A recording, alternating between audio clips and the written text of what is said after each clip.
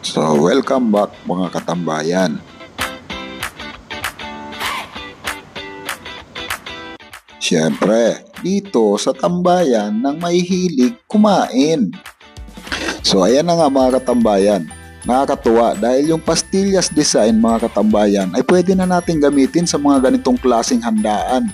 So ayan, kung makikita nyo naman mga katambayan yung setup natin dyan at saka yung hipon na ginamit natin sa salad, talagang napakalalaki mga katambayan. Dahil ang mga bisita namin dito mga katambayan ay halos lahat ambassador ng mga nakabase dito sa Muscat, Oman.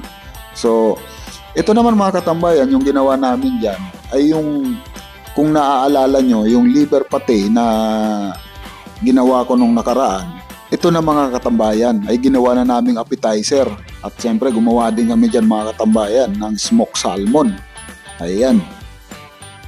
At dito naman mga katambayan, medyo nakakalungkot dahil napakalabo nung video. Dahil sa sobrang kabisihan mga katambayan, pag ganitong service, talagang hindi mo na mamamalayan yan.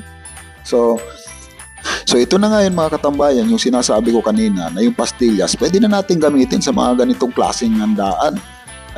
So gumawa kami dyan mga katambayan ng passion fruit cheesecake at yun na nga po yung ginawang design namin mga katambayan at nagdagdag kami dyan ng konting cranberry. Talaga namang napakaganda ng presentation mga katambayan. O, di ba? Yan na yung actual niya mga katambayan. So kung nagustuhan nyo ang video na to mga katambayan, siyempre huwag nyong kalimutan mag-follow. Like and share na rin mga katambayan para sa mga susunod pa nating video. Bye-bye!